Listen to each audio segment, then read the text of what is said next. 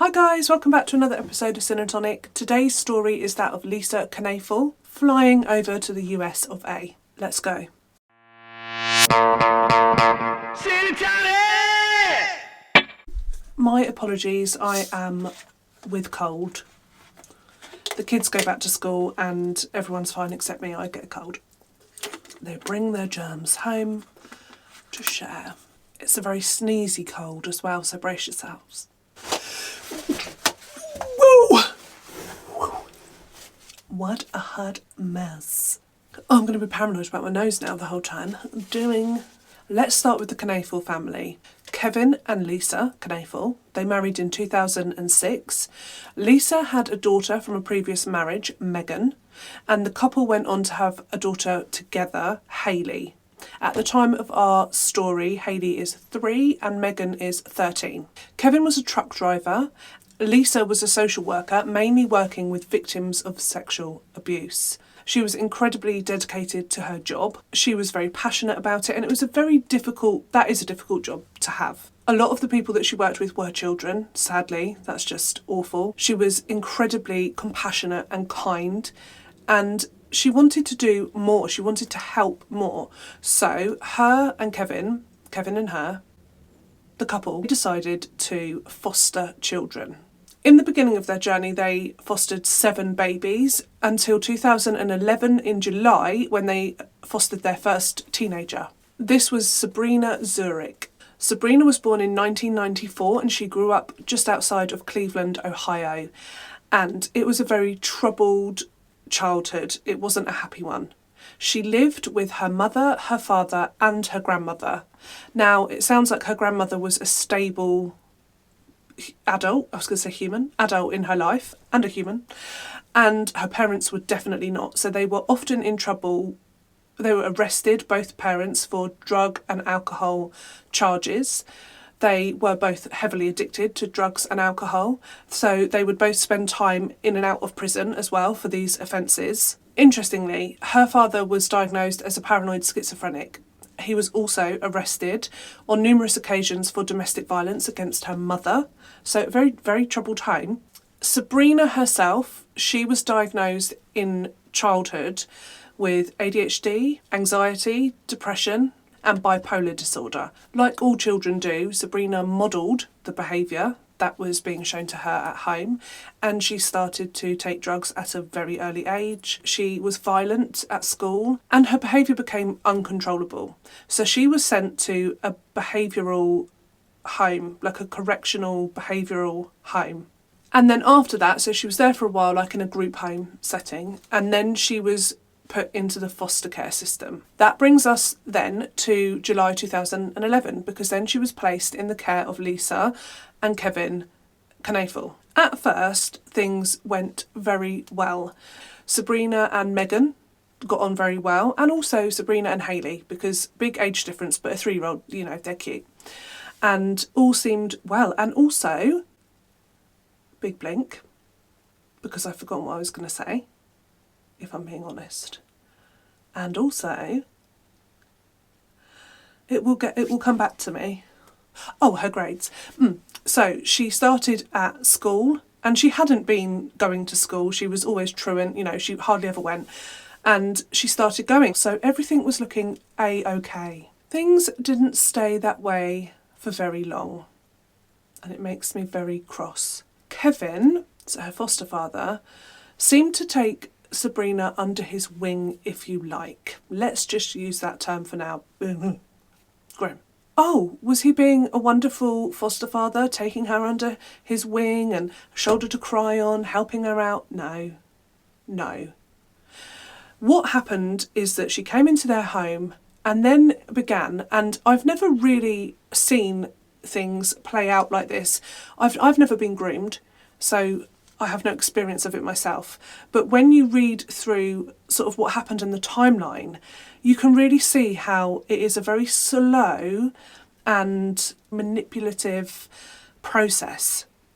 It's very grim, if I'm honest. Sabrina's friends noticed that over time, the behaviour from Kevin to Sabrina became more and more odd, more and more inappropriate.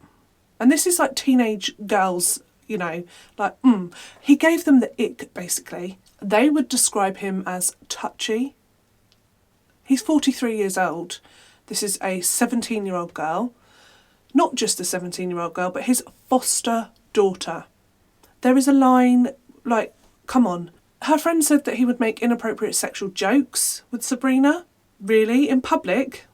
And overall, what people noticed, lots of people, not just her friends, was that they just became very close.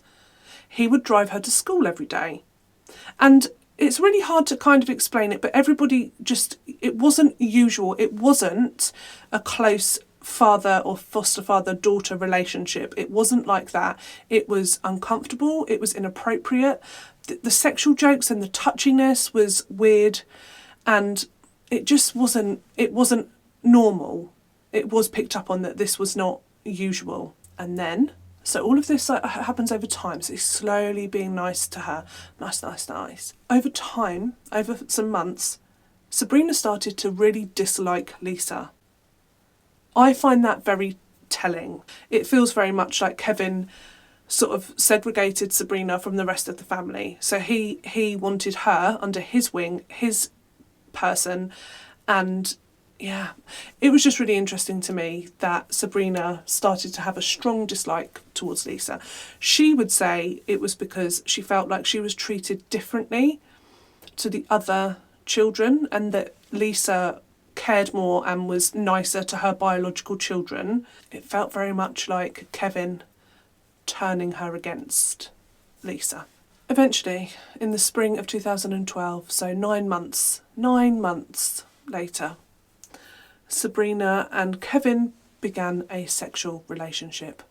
I actually am not going to call it a relationship because he groomed her and then he took advantage of her. So it's not, to me, I don't know what the right words are to use, but I don't like relationship. I don't want to use it. Sabrina would say that the inappropriate touching, handsiness would escalate, and then because he was a truck driver and he spent a lot of time sitting down, he would say to her like that his legs were sore. Sorry, this is really, I find this really grim and cringy, but I think it's important. So he then would ask her to massage the inside of his legs, like his inner thigh. All right. One thing then, we won't go into all the details, but that's how it began. And then it went on from there, and then they began having sex. It wasn't just sex though, because what he would say to Sabrina was that he loved her, that he was going to leave his wife. You know, he painted a picture of what their life could be like together. So he wanted her to be very aware that he was going to leave Lisa and that he was going to be with her, and that they would gain custody of Hayley, the 3-year-old, and that they would begin a family. That would be their family. Kept on feeding her this and telling her this, that this is how it was going to be. All the while, when he's driving her to and from school, his foster daughter, while he's doing the school run, that's when they utilise that time there to have sex. The relationship between Lisa and Sabrina did deteriorate, sadly, because Sabrina began acting in a very maternal way towards the 3-year-old Hayley. She was being told that this young child was going to be her daughter, and that they were going to live happily ever after as a couple, and Hayley was their kid. So this went into Sabrina's head, and she started to behave in a motherly fashion towards Hayley. And Lisa found that very difficult and very odd. And there was a point where it all became a bit too much and she wanted Sabrina to leave. It wasn't lost on her that the relationship between Kevin and Sabrina was strange. And the couple started to argue an awful lot. There was a lot of fighting. And then there was talk of divorce. I don't know why Lisa didn't have Sabrina moved out of the home. I don't know whether it's quite difficult to do that if you are a foster family, how quickly that can happen. But that wasn't happening. So she was still living there. I believe that by October 2012, Lisa was maybe getting more suspicious and more, piecing things together, I'm not sure. But there was a family row, and during that row, Kevin assaulted Megan, Lisa's 13-year-old daughter. Because of this, because of the way he laid her hands on her, I think it was around her neck, she called the police, and the police came to their address. So that was then put down as like a domestic dispute. This filled Kevin with absolute rage, and this was sort of the turning point in the whole story and the trigger, because Kevin's plan had been to get sole custody of Hayley, and now the police have just been called to his address and a complaint has been filed against him for domestic violence. That does not look good. In that moment, it scuppered his plans of sole custody. I've lost hearing in my ear. So he gets to thinking, what can I do? What can I do? And like most normal people, he thinks, do you know what? I'll kill my wife. The amount of people that just think, do you know what? How am I going to I'm going to kill my spouse. It shocks me. It really does. Absolutely shocking. And then there's another level to the grooming, I would say here, Hans. Again, very slowly and subtly, he starts talking to Sabrina on their car rides to school. Wouldn't it be great if she just wasn't around? Wouldn't it be wonderful and so much easier if she just disappeared and just started having sort of general conversations about how wonderful it would be if she just didn't exist? Then they could be together and raise Hayley as their own. Oh, and £750,000 wouldn't go down too badly either, because he had a life insurance policy on Lisa, is that how you say that? Which he was eyeing up. These conversations about, if she wasn't here, all of that, led on to Sabrina thinking, I wonder if we could use a hitman to get rid of, this idea became like a solid idea really in their conversations, like actually, yeah. She started to ask friends at school if they knew hitmen. Yep, speed dial, do you know what I mean? And no, we don't. And that was her thinking for quite a long time, was that they could find somebody to bump Lisa off. But Kevin had other ideas. Kevin started to very loosely suggest that Sabrina, she could do that because she wouldn't get in much trouble. She was young, she was a minor. I do believe actually at this point she had turned 18, but she was young. You won't serve much time. You might even get away with it. We could stage it so it looked like a robbery. Floated some ideas her way. She wasn't happy with it. She was like, no, I'll try and find a hitman, okay? So again, he upped the ante. The next time they drove to school, once she'd sort of expressed her disinterest in murdering somebody, her foster mum, he then pulled over and he started to sob uncontrollably. He was very upset. He was distraught, snot, all of it going on. And he was saying to her that they'd had a row, Lisa and him had had a row the night before, and that this was all falling apart, and that if she wasn't murdered ASAP, he was going to take his own life. At this point, Sabrina has been very groomed by Kevin. She's in love with Kevin, and the possibility to have that thought that he would no longer be there, it's so sick how manipulative and how they just know, these people just know the exact thing to do or say to get someone on board. So he said, he's going to unalive himself. And she was desperate. She said she was desperate. She couldn't lose the only person in her life that was kind to her, that loved her. So ultimately she agreed to murder Lisa. And he started going about giving her instructions on how to do it. He said it needed to look like a robbery gone wrong. Somebody had broken in with a knife. He said that she'd have to take some jewellery and hide it so that it really did, look like that. He said that she would have to do it at night time and when Lisa was in bed asleep, because it would be easier. She'd be asleep. Also, that it would have to be on a night that he was at work. Oh, I wonder why. Alibi for you, mate. Sickeningly, he also suggested that when she stabbed Lisa, she should twist the knife. And other words of wisdom, if you get caught, just plead insanity. Just act like a crazy person, because then you'll get away with it. And so, on the same day that he has threatened, so he's moved quick, he knew what he was doing there. On the same day that he's threatened to unalive himself, it is the very next morning, in the early hours of the morning, that Sabrina walks into Lisa's bedroom with a ski mask on and a 10-inch serrated knife. He knew it had to be then. He knew that he had Sabrina and that she was scared and worried that he was going to hurt himself, and it had to be then, because otherwise he might lose her and she might not do it. At 1:15 a.m, that's when Sabrina went into the room. And I'm not sure whether her just going into the room woke Lisa, or whether she had started attacking Lisa and then Lisa woke. But it wasn't a stealthy attack, which is what I imagine that Kevin was thinking of when he suggested the idea of her being asleep. You know, like creep in and while she's asleep, like kill her, and she, you know, like where she wouldn't wake up, that sort of situation. Like in Walking Dead, they did that. That was heartbreaking. Anyway, I forget if they were goodies or baddies, but I was just like, oh, like they just aren't going to wake up.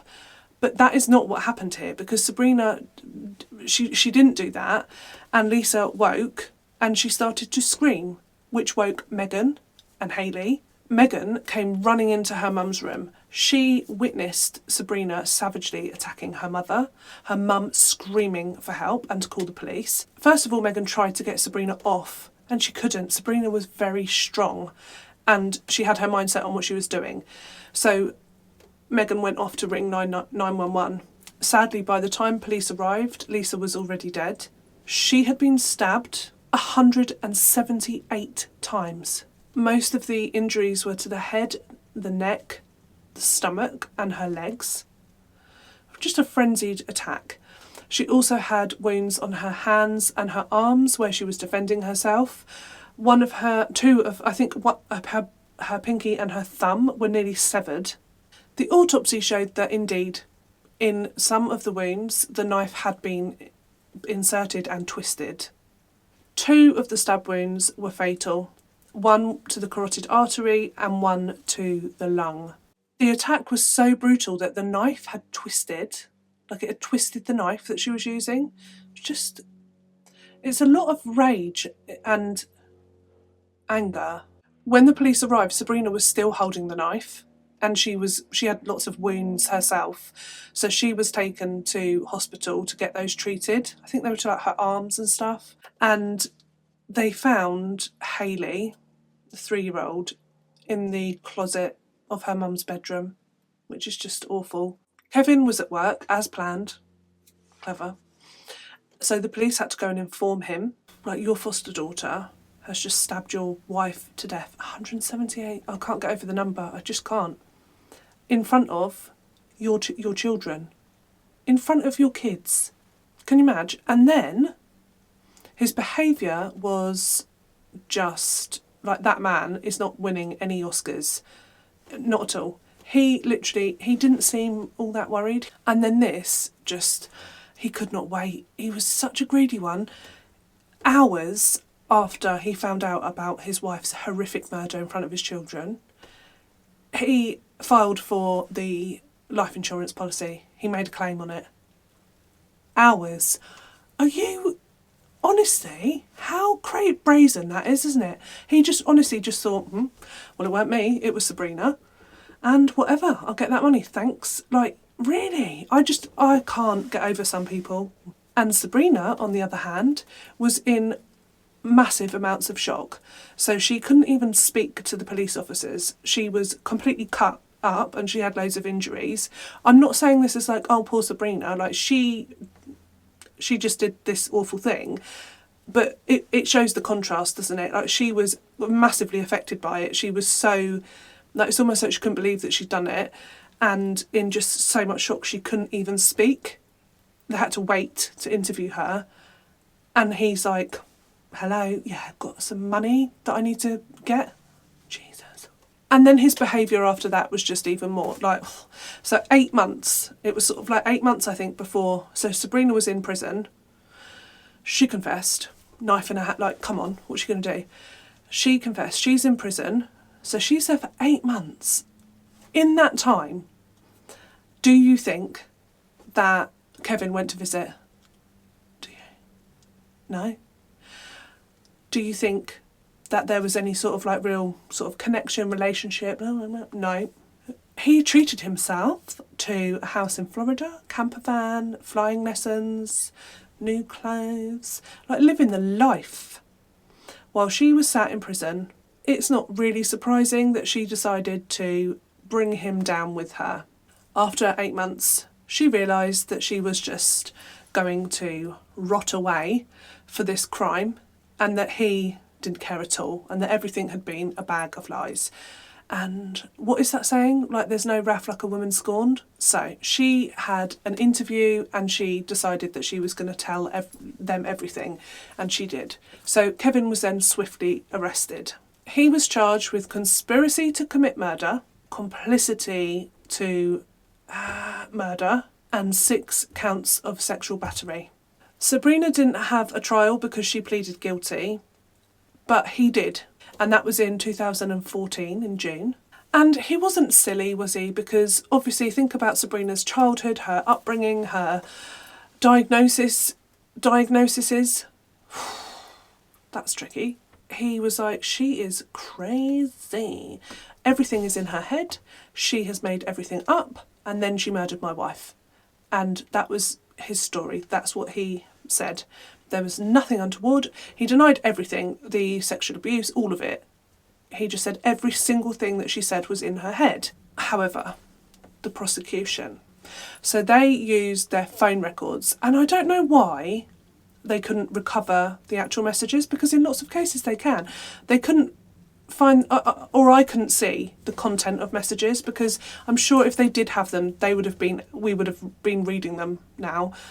But what they did find was the amount of messages between Kevin and Sabrina, and it's absolutely wild. In the 2 weeks leading up to Lisa's murder, Kevin and Sabrina texted or called each other 5,000 times.